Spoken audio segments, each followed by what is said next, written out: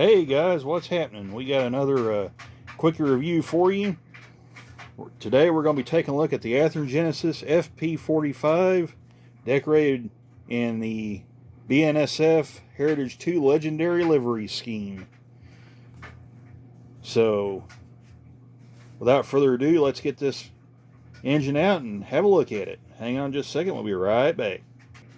Okay, we got this engine out now, and I gotta tell you, this is a really nice looking piece here. Now, just as a disclaimer, none of the ex-Santa Fe FP45s ever got this paint scheme. They didn't even get the Heritage 1. They were retired back in the late 90s. I think one did survive till the year 2000 before it was retired. Bnsf inherited these from the Santa Fe Railway during the 1996 merger to form Bnsf, and and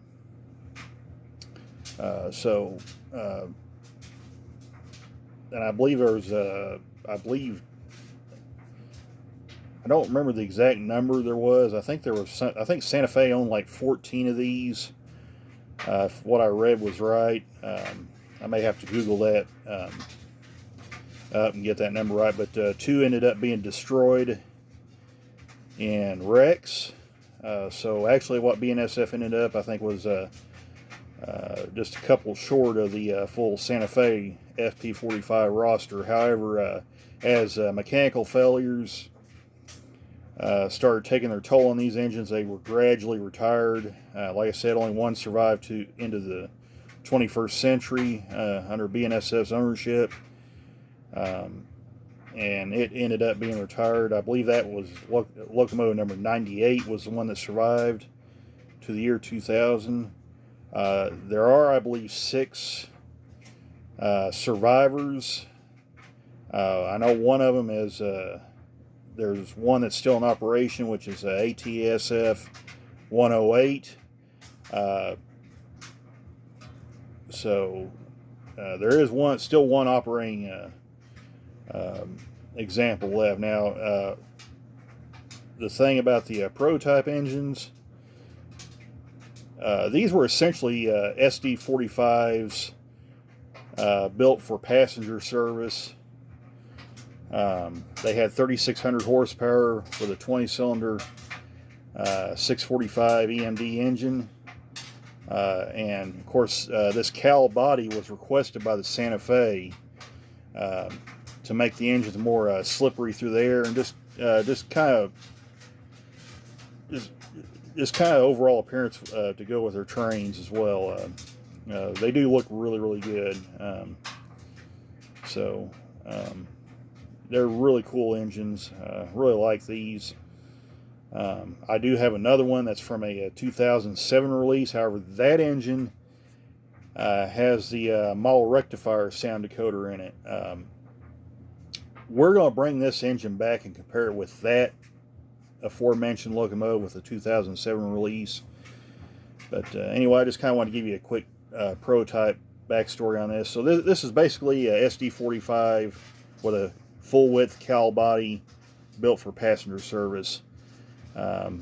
And they did pretty good under Santa Fe from everything I've read about them. So, but like I said, really cool engines, and Athearn really does do a nice job kind of depicting what these locomotives would have looked like had Bnsf repainted them into their paint scheme here. And I gotta say, it wears the Heritage 2 paint scheme really well. It looks really nice in this scheme. So, why don't we go ahead and take a tour of this engine? We'll start here at the front. And by the way, I did forget to mention this. It is equipped with the Tsunami 2 sound decoder. So it does have DCC and sound in it. You know what? Before we do that, before we start taking a tour of the engine, let's go ahead and take a look at the box here. Let me see if I can move some of this stuff out of the way. Of course, you get your bear with me. I've got a lot of stuff going on here on this table, so it's kind of messy, and I do apologize. But anyway, there's the box right there. Of course, you got your standard, always really nice looking Athearn Genesis box with gold trimming. Now, if you watched Athearn's live stream, what was it, back 3 or 4 days ago, you may have heard that these boxes will soon be going away, as Athearn has redid their logo and kind of redone their branding quite a bit. So yeah, so this is probably going to be one of the last times you'll see these particular Genesis boxes. But anyway, continuing on, of course, as Athearn's celebrating their 75th anniversary, they all have this 75th anniversary patch here on the box. Of course, very nice looking with the gold trim, the Athearn Genesis logo, and all that. Of course, you got your clamshell here. Let me raise the camera up where you can see that. You got your nice clamshell right here, 2-piece that folds open like that. And of course, it's wrapped in this slick paper right here to protect it from scratches during shipment and transport. Like I said, and the box itself is also very sturdy. Should protect them all really well in storage and transport. You got your exploded parts diagram right here for the FP45. Your email newsletter sign up right there. And of course, you got the Tsunami 2 operator, or the Athearn operator's manual with the Tsunami 2 quick start guide. So there's all that. Now we can take a look at the engine itself here. So why don't we scoot this back up, and we'll turn it around. We'll start right here at the front of this engine. I'll tell you what I'm going to do. Let's turn this around like so. Bear with me just a second while I get this set up here. Raise that up just a little bit. Okay, there's that. Okay. Let me move those paper plates out of the way. Okay, so let's zoom in on this guy here. We'll start here at the front pilot. Of course, you got the nice aerodynamic front end on this engine. Looks really, really nice. Where's my little pointer here? I had a little screwdriver. Oh well, we'll use this. You got your MU hoses right there, which are simulated rubber, by the way, so you can. They do have some give to them, as you can see right there. You got your McHenry coupler right here. Again, I don't need to keep if you've watched my videos before, I don't need to keep rehashing this about the McHenrys. They're not terrible, they're not great, especially if you're going to put them under heavy loads. I would suggest changing these for KD158s if you're going to be pulling long heavy trains with them. If you're not, the McHenrys should be okay. But yeah, like I said, if you're going to start pulling heavy trains with these, I would change these couplers first, because they will not survive under high stress. So that out of the way. Again, you got your air hoses here on that side. You can see they're simulated rubber, which is really, really neat. This is kind of interesting, though. I'm assuming these are jumper plugs and not potential ditch lights. The FP45s never got ditch lights.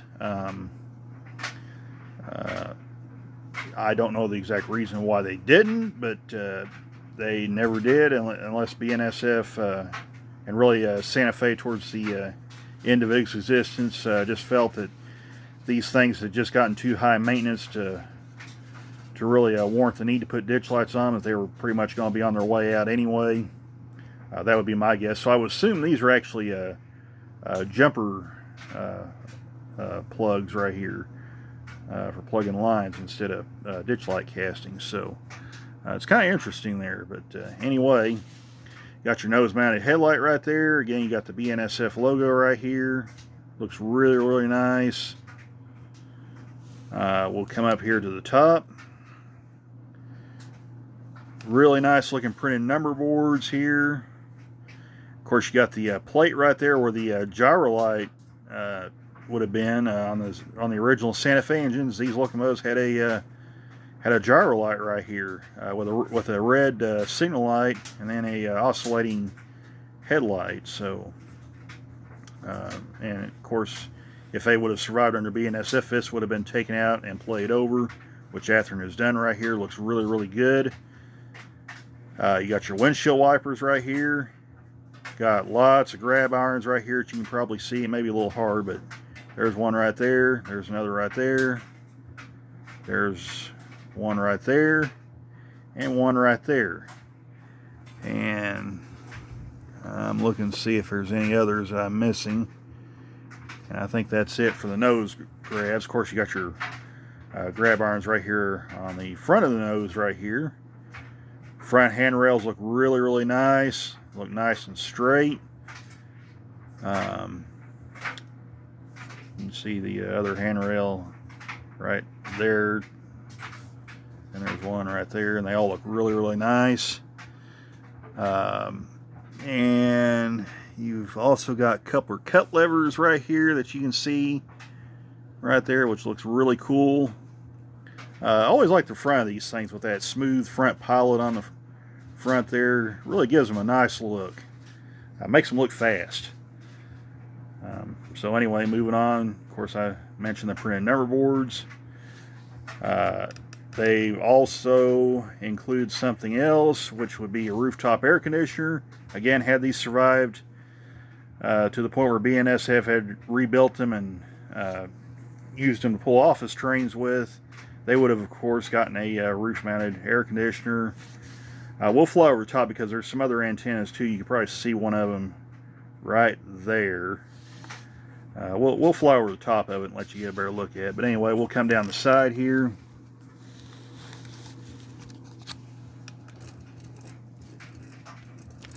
A lot of nice detail here on the trucks.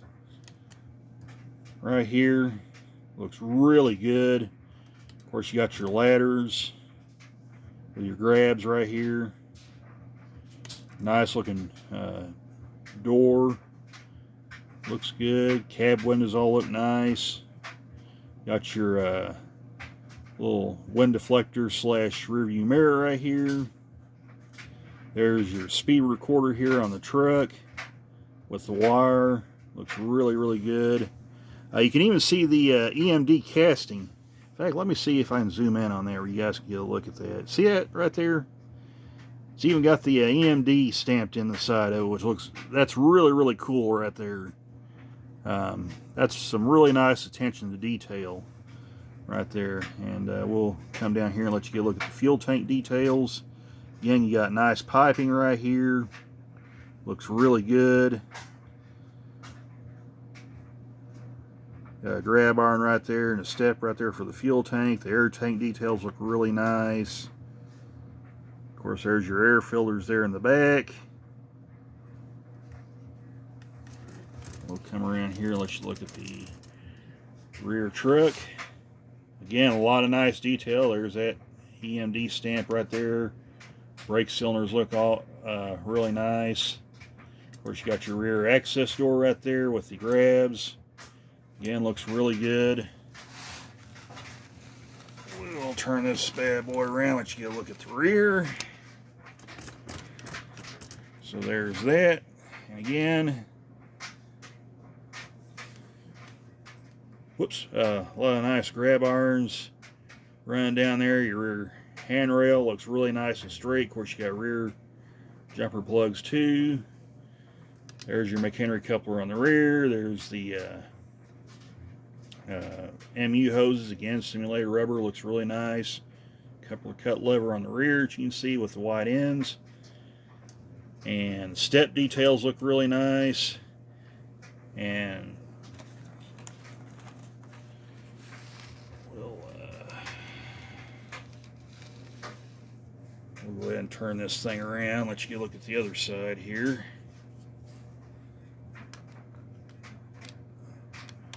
Real quick.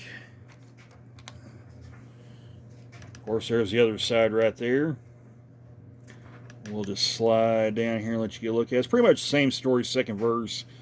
A lot of really nice details on this engine. Just a stunning model. Even though, like I said, they never got this scheme in real life, boy, hey, they do. Athearn really did a nice job showing what these engines would have looked like had they did get this paint scheme. So yeah, and there's, of course, the nice step details with the white highlights. Of course, a lot more grab irons right here. Paint is all nice and crisp, and the separation lines are really nice. No real blemishes to talk about. Coming down here, and a lot of nice labeling right here, which I believe you could, if you magnify it, it is legible right here. This is pretty cool though. You notice that if they had survived, Bnsf would classify them as an SDF FP45, so that's pretty interesting right there. Of course, you can see the little EMD logo right there, so that's really, really cool. Of course, there's the F, signifying, of course, that is the front of the locomotive. Oh, and that's cool right there. The cab interior, check that out. You can actually see the controls in there. That's really, really neat. I like that. That's really cool. Okay, so yeah. Remember, this is a standard Genesis model, not a Genesis 2.0 engine. So, gotta love the detail on these things. So with that, oh, we got to fly over the top of it yet, so you can see the. So we can show you the top here. I got ahead of myself. Sorry about that. So let's fly over the top. Got your fan blades right there. Looks really, really good. You got your Nathan P3 air horn right there. Looks really good. Dynamic brake fans. The exhaust hatch right there, which all that is see-through, by the way. You can see down inside the model. Really cool. And of course, right here, you got your antenna arrays right here with the stands and your rooftop mounted air conditioner, and of course all the conduit for the antennas. So really, really cool model. I always like these Athearn Legendary Liveries locomotives. Of course, I have the Burlington Northern E30. Oh boy, I got tongue tied there. The Burlington Northern ES44AC. So I have another one of those Legendary Livery engines. Of course, I did a review on that engine if you want to check that out. So anyway, why don't we head out to the layout and test this guy out and see how it sounds and how the lights work on it. So hang on just a second, we'll be right back. Alright, we're back here on the layout now. We're going to get ready and try this this locomotive out here. So we're going to go ahead and plug it up. Of course, you hear it going through the startup sequence.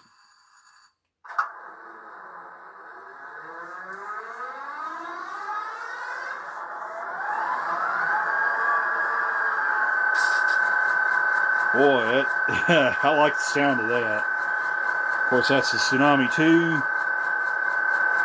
Very nice prime mover sounds. Uh-oh.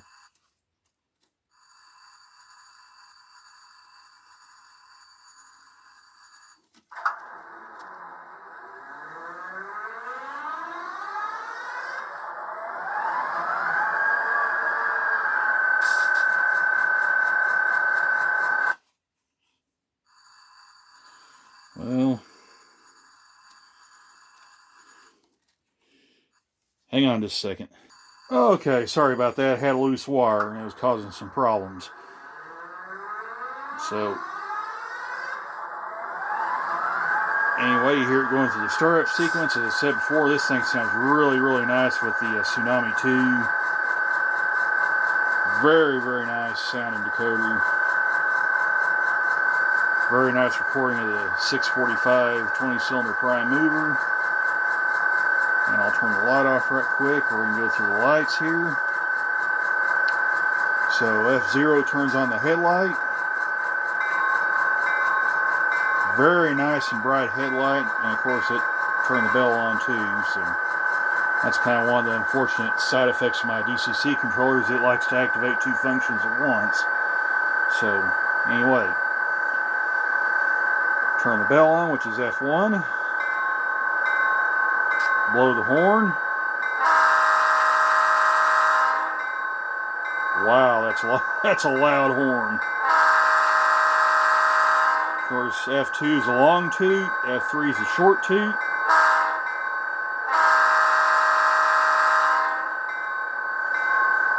Very, very nice. Okay, so why don't we go ahead and take this thing forward just a little bit.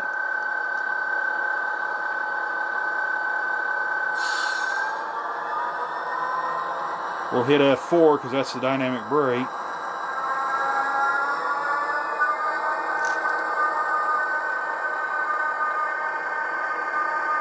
Sounds really, really good.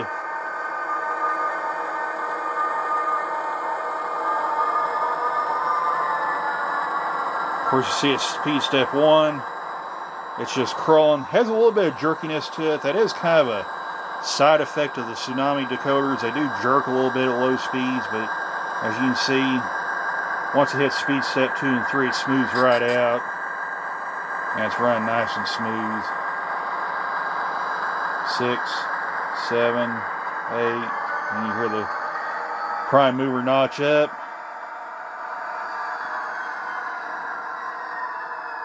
We'll put it in reverse.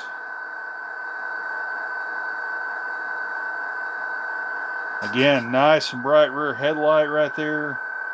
Ever since Athearn switched to LEDs, the headlights have really, really been nice on these things. They were pretty good with the old 1.5 volt bulbs, but boy, when they went to these LEDs, it really made the headlights really nice and bright on. Of course, we're at speed step 2, and it's just moving real nice and slow. No jerkiness whatsoever.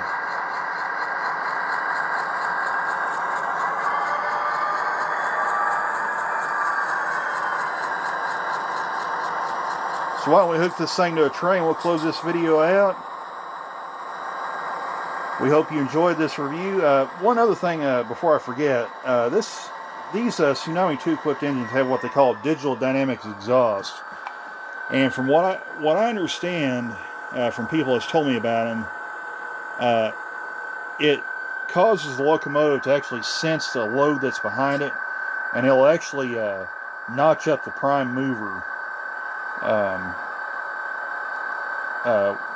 when it feels the drag of the train behind it, which is a really neat feature. That's something I really want to dig into and really try out. But in the meantime, we'll save that for a future video. Like I said, we hope you enjoyed this review on this wonderful looking FP45. We got another engine we're going to review. It's really going to be cool. You guys are going to have to stick around for this one. Yeah, it's a Union Pacific engine, so all you UP fans are going to enjoy this. It's something I haven't bought in a long time. I haven't bought a UP engine in a long, long time. But well, when you see this one, it's a good one. So that'll give you something to look forward to. But in the meantime, we'll leave you with a run-by. We hope you enjoyed this video. If you like what you see, be sure to like, subscribe, and comment. And we'll catch you in the next video, everybody. Take care, all. Bye for now.